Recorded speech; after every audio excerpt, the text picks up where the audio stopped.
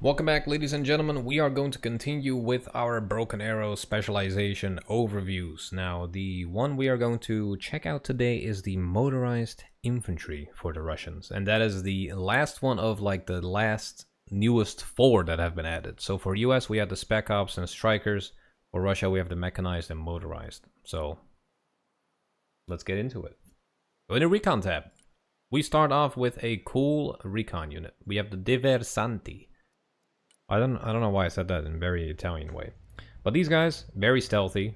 Those 3 stealth. They have a lot of HP, actually, for a 4-man squad. Carrying the AK-15 and the VSS, so they are nicely suppressed. Or we can give them the Ambushers loadout, which gives them the RPG-30.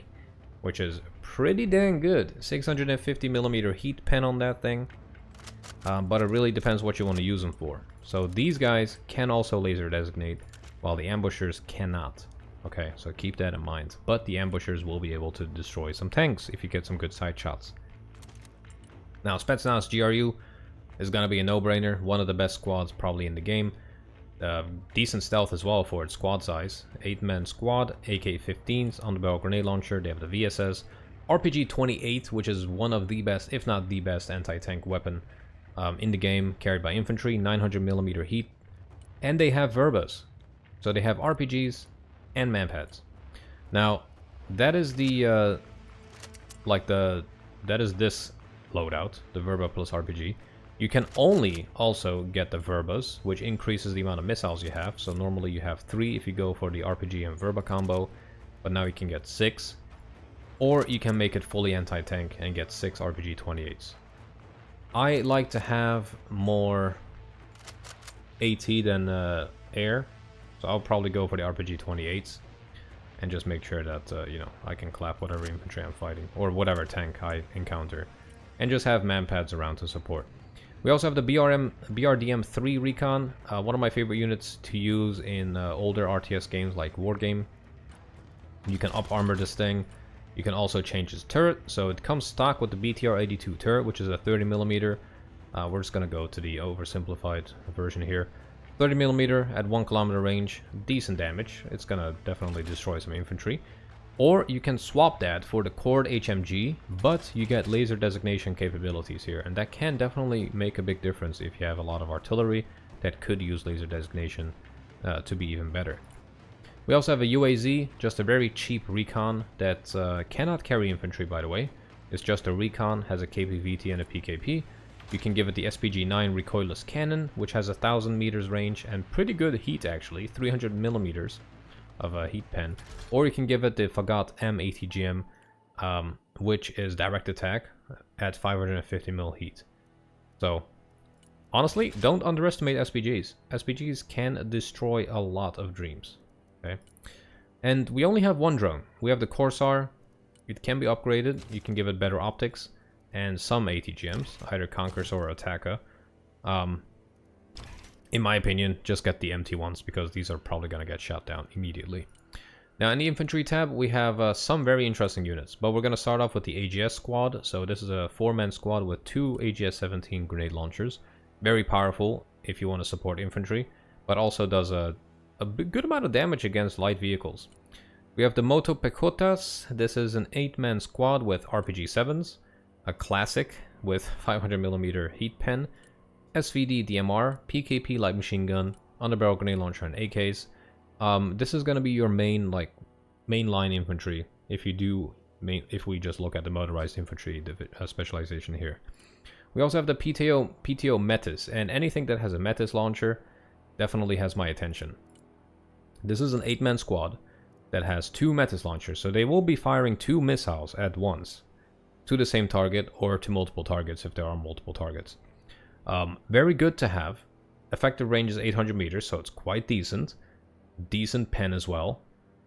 Yeah, it's just good. Now the speed is 120, so not that high of a speed compared to, for example, the Cornet, which has 200 speed compared to 120. But speaking of Cornet, actually, speaking of the Metis team, it is an 8-man squad. A decent HP pool, you know. It has a light machine gun and still underbarrel grenade launchers. So it's going to be able to hold. Now the Cornet squad is more specialized, of course. This is an ATGM squad with really good ATGMs with 1000mm heat. It's going to be much faster than the Metis, but it's going to also do more damage if you do get a hit. Now, as I was saying, I would just get specialized like ground-to-air units. I would probably, instead of putting the Spetsnaz GRU on the mix loadout, I would get them on the heavy tank loadout and then just get the Igla Ns or the Igla S's, whichever one is better. So 2000 and 1500. Yeah, I would just get the Igla S loadout and have these guys in the area in order to support the Spetsnaz. Last but not least, we have these badass SSOs in the game, which have flashbangs. They have the Burr 62mm thermobaric launchers, which can fire at both infantry and helicopters, mind you. They have the RPK-16, they have the underbarrel grenade launcher and the AK-15, and they can be upgraded to have the standoff loadout, which gives them a much, well, it gives them more anti-infantry capabilities. So if we just compare the two, we can look at it in more detail. So you still have underbarrel grenade launchers, but you trade in one assault rifle for, let me see here, for RPGs. Yes. Yeah, basically you gain a PKP here, you get an SV98 sniper rifle, and you get an actual RPG.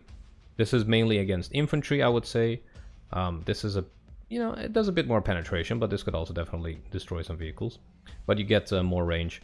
I would just keep it on this loadout, the close quarters, and just get into the same building that you're trying to get the enemy out of, Now in the infantry tab, we have not that much. We have the BTR-82, which can also carry troops, so 8-man, seat count. It has a 30mm, which is quite decent kinetic penetration on these. It's not really going to destroy a tank unless you get in the rear or the side with a couple of these, but it's a really good fire support. It can be up armored, and the weapon can be upgraded, which is pretty nice. So if we just combine that, or compare that I should say, we can see that not much changes in this case to the range. Nothing changes to the penetration, but we get the Conkers M. We get 2 Conkers M ATGMs, which can make quite a big difference depending on what kind of situation you are. Real good penetration on this thing. And for only 10 points extra, that's quite worth it, I would say. We also have the K-16 Boomerang, another troop transport. I love wheeled transports because they're nice and fast. I can do whatever I want and get the hell out of there as soon as I can, or as soon as I want. I don't like the slow, M113 style transports with tracks. Sure, BMP2s will be good, Bradleys are good, but anything outside of that, I just feel like it's too slow for what it can do. Now, in terms of armor, we can up armor it, we can also give it active protection or both. And in terms of weapons, we can give it, or leave it with the Cord HMG, or give it the Boomerang module, completely pimping this thing out with Cornet M ATGMs, PKT, or the 30mm. But that's pretty nice as well. Now the artillery tab here, or the support tab, it's mainly artillery tab, I'm going to be real with you, is vast. So we have Grads, which either fire high explosives, cluster rockets, or incendiary. So you can napalm the entire area if you want. We have Smirches, which is awesome. High explosives, cluster rockets, guided high explosive, or guided cluster. Can you imagine that? With such a good range as well. And they also increase in range if you go for the guided versions. I would definitely want to use the guided cluster. I'm gonna have a lot of fun with those. We have the OSA. This is a really nice anti-air unit. You can stabilize the system, which gives you 100 meters more range, and can also now intercept missiles. Decent range, 2200 and 1650. And it is radar, but it is also amphibious, so you actually get quite a nice platform here in terms of anti-air. Now for really long range, you have the S300s, which you can upgrade. So with this base variant, we have 4 kilometers range. With this one, we gain 300 more meters. And if we just go into the stats, multi-target, yes. Okay, so it cannot fire multiple missiles at one target, but it can still multi-target. So that is quite cool. And it's really cheap. 250 points. In my opinion, that is quite cheap. Then we have the Tochka. It can either fire a big-ass high-explosive ballistic missile or a big-ass high-explosive cluster missile. Both ballistic. I'm gonna use that. There's no question of if I'm gonna use it. It is definitely I am gonna use it. I want to do some GLA things with this, you know. I'm gonna put the Grad in here. I'm gonna put the Tornado in there. The Tochka, all of it. So you're gonna need a lot of supplies to keep it all running, and we do have a Ural 4320 with 4 tons carry capacity, and also it can carry infantry, 16 of them. You can also go for the armored troop transport instead, which gives you more survivability, but less carry capacity. We also have some light AA. We have the ZU-23. It's probably good as both fire support and, you know, good against some light helis. You can also upgrade it to have Igla N launchers with it, or you can really go crazy and add the 57mm on this thing. Kind of World War II vibes though.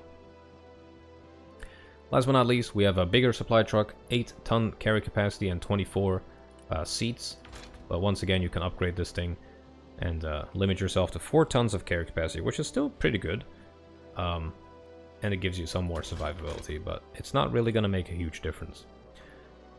Now in the helicopter tab, we have the Mi-24K. This is kind of like the recon heli, you could say, because it can laser designate. You can give it some different weapons. So on the outer pylons, you can give it the gun pod, which I really recommend. These are insanely good at destroying helicopters, but also infantry. Really good range, 900 meters. Or you can give it rockets. And on the inner pylon, you can only give it rockets. But I would really recommend trying out some of these gun pods. They're really good. Now we also have the Mi-24P Phantom. You can give it Kokon anti-tank missiles. Now all of these helis basically come with some ECM, which is quite nice. And this one has 5% ECM. And you can give it some anti-tank, but also some rockets, or more anti-tank, or even anti-air missiles. 2 kilometers on these. That is actually really not bad at all. So with this, you kind of have like a really cheap, well, it's not very cheap, but you have a cheap anti-tank and anti-air helicopter here. And still have some rockets, and you have the 30mm. We have the Mi-24 VP Crocodile. So on the outer pylons, either ATGMs or a combination of ATGMs and anti-air. Middle pylons, rockets or anti-tank. And we can either have the autocannon or a minigun. I'll probably go for the minigun. Minigun sounds cool. But yeah, once again, 5% ECM, and they can carry infantry. So this one cannot. This is mainly your recon heli. Your Mi-24P Phantom and the V, they can carry up to 8 men. But you have a dedicated attack helicopter, Mi-28 Ochotnik. So the sensors can be upgraded to give you 400 meters more optical range. The outer pylons can either get rockets, Attacker ATGMs, which are really nice, 1800 meters range on these bad boys. 330 max speed, by the way. And besides that, instead of 16 attackers, you can go 8 attackers and 4 Iglas. 2 kilometer range on those, or you can only just get Iglas if you want. And on the inner pylons, you can get rockets. So it's you can really make this a versatile helicopter by going for attackers, Iglas, and rockets together with the 30mm. So it's quite cool, quite nice. Then we also have the Mi-8 MTV, which can be both a troop transport, a supply heli, or an attack heli, depending on what you put on it. And speaking of that, we can put rockets on this thing, or gun pods, and honestly, I would just put gun pods on it, and just leave the rest alone, because it's the gun pods are going to be good enough to defend a little bit, but, you know, if you really don't care, you can put some rockets on it, but it's quite expensive. 25 points. But yeah, this is mainly to transport your troops, and maybe to drop some supplies off. Now the air is quite nice, actually. We have a MiG-29 SMT. Now this is an air-to-air, in my opinion. That is basically all you can put on it, but you can put some bombs on it. But we can put short-range AA, so 2 kilometers range here. It's all fire and forget, so that's nice. We can put the R-73 here, also 2 kilometers. It comes stock with the R-27, doesn't it? Yes. You can't really decide not to go with it. You can change it, but that is what it kind of comes with. Or you can go for the R-77. So you can have the 2 kilometer range short so short range 2k. You can get the R73, which is also short range. Or you can get the R77, which is, I would say, medium range. In the middle pylons, same thing, but you can get either rockets, dumb bombs, thermobarics, which are basically high explosive napalm, smart bombs, so these can be guided by laser, or cluster bombs. And on the inner pylon, you can get fuel if you want to stay around a little bit longer. You can get some more air-to-air, or you can get rockets, or high explosive napalm, or cluster bombs that are both guided or unguided. So it's pretty cool. But in terms of what I would use it for is, honestly, I would probably combine it with other planes. But since I can get this guy relatively cheap, I would probably go for something like this and just get smart bombs on this thing. Yeah, so for 345 points, you have 4 500-pound bombs, and that is kind of what I would go for. And just hope I don't need to, you know, I don't encounter any planes. But that is pretty good, you know, 500-pound bombs, 4 of them, it's gonna definitely do some damage. You can even get the cluster ones, which are unguided, so you will have to do a bombing run with these. But these can be guided, so that's pretty dope. We have the Su-24M2. Now this thing is a big bomber. You can forget about putting air-to-air on this. This is your bomber, okay? So you can either have 12 100-pound bombs, 4 250s. You can have the cluster ones or the high explosives, or 2 Fab 500s, which are non-laser guided. And so are, neither are these. Okay.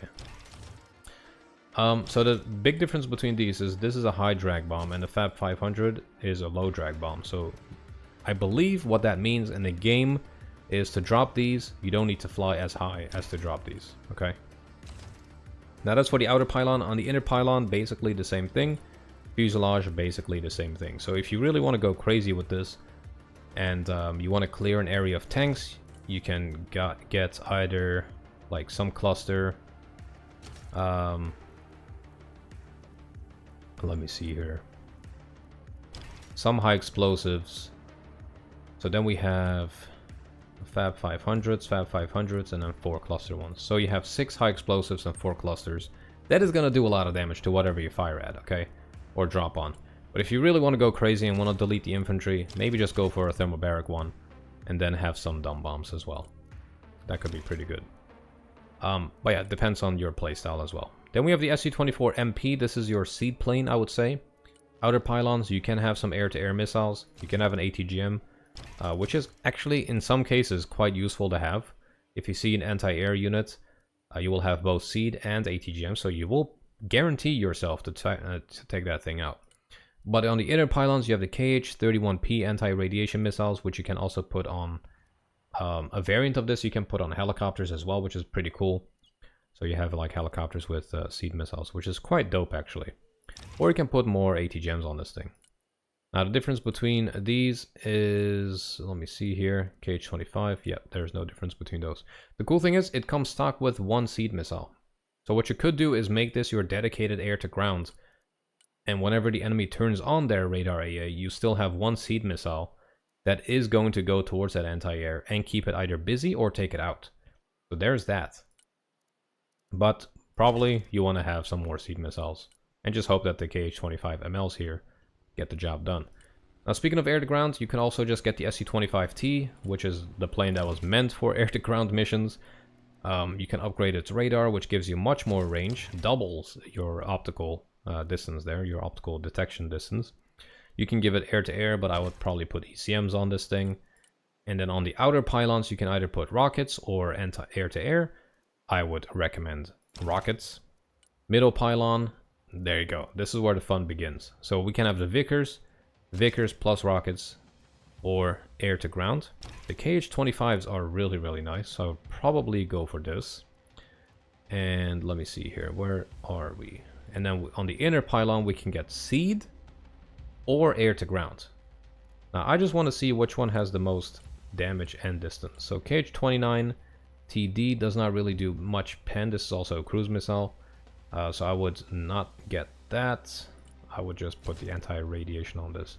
So then you have 2 rocket pods. you have 4 ATGMs, and you have 2 seed missiles. So whenever you call this in, or whenever you call this bad boy in, you have air to ground, and, well, you have ATGMs and you have seed. So the enemy will be confused whenever you bring in a plane that has or does not have seed missiles. So if they turn on their AA, they're gonna get fired at. If they turn it off, they're gonna still get fired at by the ATGM if they're not that far behind, you know? So a really powerful kind of set of airplanes if you think about it that way. This could be your fighter if you want to not combine it with anything else that has good planes. You can have a bomber, you can have a seaplane, you can have a CAS. So it's quite nice and very interesting specialization. Speaking of, we are going to go through the remainder. So there's 3 more on the Russian side, 3 more on the Russian side, 3 more on the American side. We're gonna go through all of them so that we have a more, you know, detailed look at all these specializations, and you guys can get ready as well with you know, thinking about what you would go for, what you would want to test. And I will also have some preliminary builds combining some of these specializations. I won't have too many. I'll just do like maybe 2 for Russia, 2 for America, just to give you guys a platform to begin with when the game is out, and you know, give you guys a flying head start. So with that said, I hope you enjoyed, and I will see you guys back in the next one. Take care.